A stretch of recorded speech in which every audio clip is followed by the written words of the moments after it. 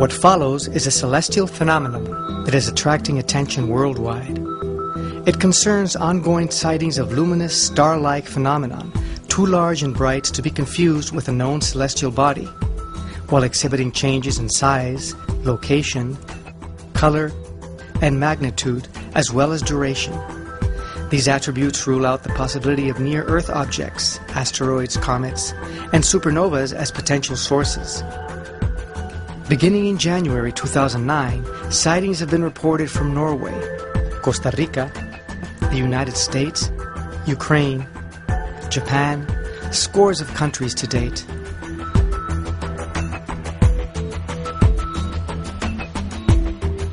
There are many newspaper and TV reports. UFO sightings may be the stuff of films and TV shows, but they keep turning up. Edivaldo, noite de domingo e objeto voador não identificado chamou a atenção de moradores do conjunto universitário. Cuando hay una luz muy grande, muy resplandeciente, que no es normal verla en el cielo. And YouTube reflects hundreds of videos capturing the event. Sightings to date don't correlate with sky maps, so are unknown to science. Celestial phenomena such as these are unprecedented, and yet, with consistent reporting over these many months, an explanation remains elusive. Another element of the story makes it equally compelling. Many witnesses report that they deeply question the meaning and purpose of what they have seen and are amazed by the sheer beauty of the spectacle. Yet, there is one man who believes he knows the true meaning of this star, and in fact, predicted its appearance in December of 2008. Benjamin Creme, British author, editor, and artist. Beyond the science and even the spectacle, his perspective on this phenomenon makes the most compelling aspect of all. 4 great star-like luminaries of gigantic power. They are not stars, but they look like stars. You can also see an interesting sequence of photographs of the star from all over the world. And it changes shape. It becomes to look more like a spacecraft than a star, and then back to a star, and so on. It depends how deeply you zoom into it.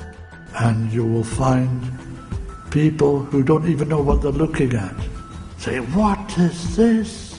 I've never seen anything like it. It's gigantic, it's changing colour. Look, look, look. It's extraordinary. Is that fire coming out of it? Look at it. It's moving, it's disappearing." And these stars are the herald of Maitreya.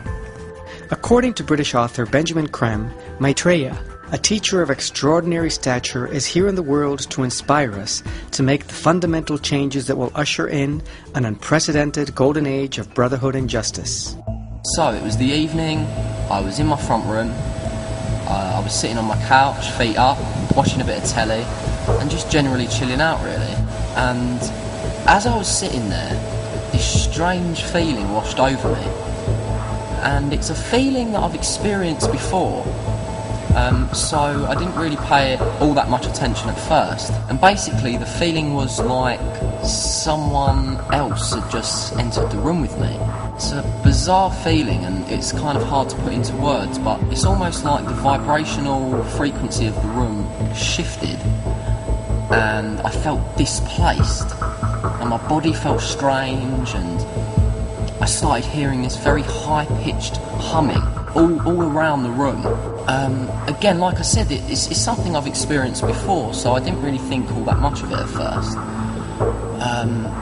I just took it all in and was absorbing it and thinking, you know, this is strange, but nothing really to write home about. The minutes went on and the feeling began to intensify, and eventually this voice appeared within my mind, and it was so clear and vivid, and it took me off guard at first because I was like, whoa, what was that? And it says to me, "Look to your right, Reese, look to your right." And I'm thinking, oh my God, what's going on here?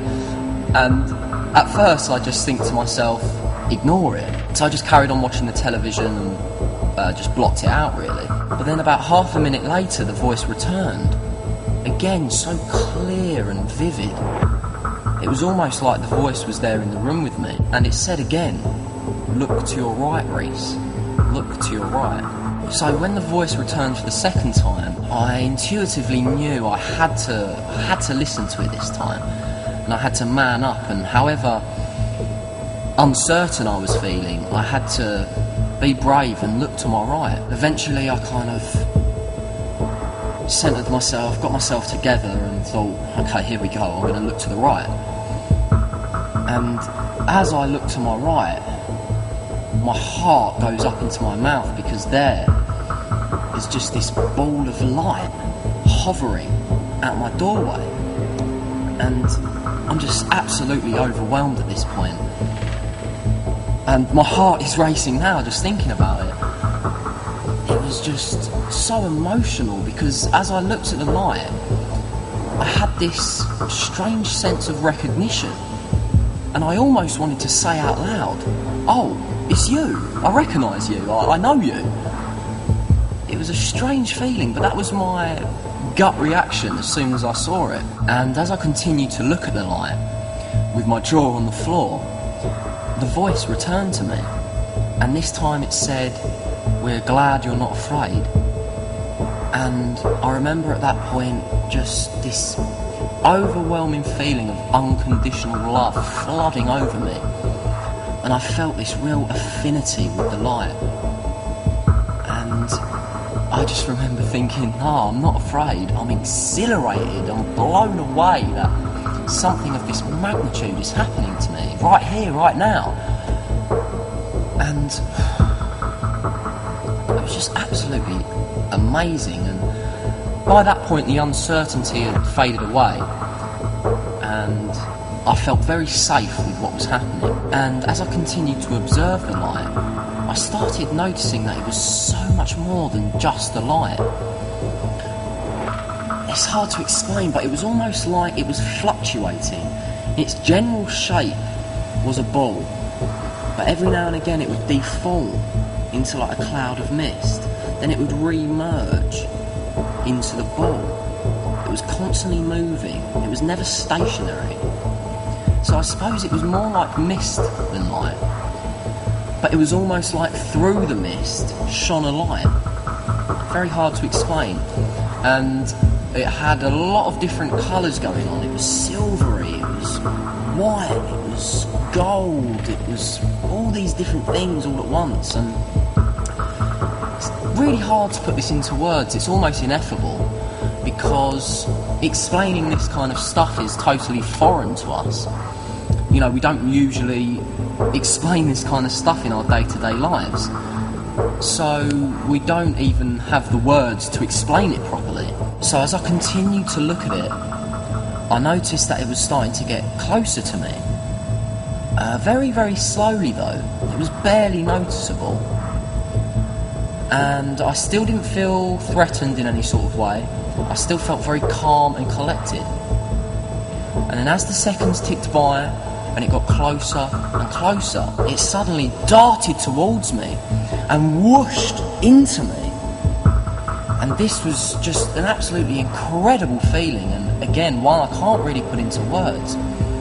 But what I remember happening as it entered me, I remember taking a massive deep breath, like, I suppose it was such an overwhelmingly intense feeling that was just my natural reaction. That our solar system is made up of 12 members. And this is stated in the Sumerian text over and over and over again, not one time. And they say there is the sun, which is in the center, not like the Greeks or others thought that the earth is in the center, the sun. There's the moon, which they gave reasons why they considered it a member by its own, and 10, not 9, but 10 planets. Therefore, I'm very happy that when today astronomers look for this planet, they call it planet X. They mean maybe the unknown planet, but it's also the 10th planet. They called it Nibiru, which means planet of the crossing, and the ancient symbol was the cross, not from Christian times, but from 6,000 years ago. And they say that this planet, the 12th member of our solar system, has a very large orbit of 3,600 years, and every 3,600 years it comes between Mars and Jupiter close to us. And it is then, they said, that people that look like us, not with little horns or green, people that look like us. Why do they look like us? We look like them. Because if you know the Bible, which is based on the Sumerian tales, at some point they engaged in genetic engineering and mixed their genes with the genes of Homo erectus. We can use various scientific terms, but let's say with early hominids, to bring about Homo sapiens, us.